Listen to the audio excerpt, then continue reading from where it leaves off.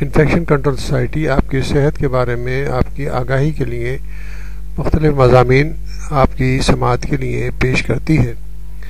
ہم کچھ ایسے مضامین بھی پیش کرنے جاتے ہیں کہ کچھ لوگوں کے بارے میں، کچھ شخصیتوں کے بارے میں جنہوں نے پوری زندگی انفیکشن کنٹرول کے حوالے سے بسر کی ہے۔ رتھ فاؤ، پاکستانی مدر ٹریسا۔ ڈاکٹر رتھ فاؤ 1929 میں جرمنی میں پیدا ہوئی۔ ان کا پورا نام ڈاکٹر رتھ کیتھرینا مارتھا فاؤ ہے۔ ان کی زندگی خدمت سے عبارت ہے۔ وہ 1960 میں پاکستان آئیں اور یہاں جذام یعنی کہ لیپرسی کے مریضوں کی حالت زار دیکھ کر یہیں کی ہو رہی۔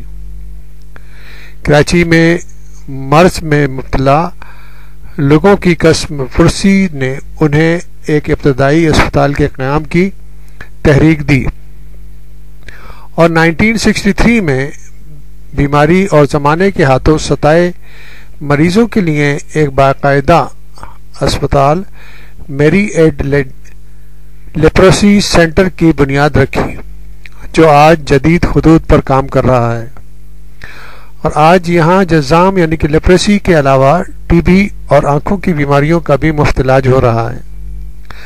مرض کو جڑ سے اکھاڑ پھینکنے کے لیے مارتھا فاؤ دنیا بھر میں گھومی پھری اور ان کی انہی کاوشوں کی وجہ سے 1996 تک پاکستان میں جذام یعنی کہ لیپروسی کی بیماری پر کنٹرول کر لیا گیا۔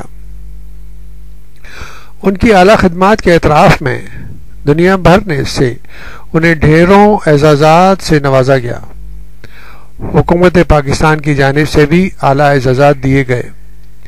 آج رتھ فاؤ عمر عزیز کے 82 منازل طے کر چکی ہیں، یعنی کہ 82 منازل طے کر چکی ہیں، لیکن آج بھی جوانوں کی طرح تکلیف کے شکار مریضوں کی خدمت کے لیے کمر بستہ ہے۔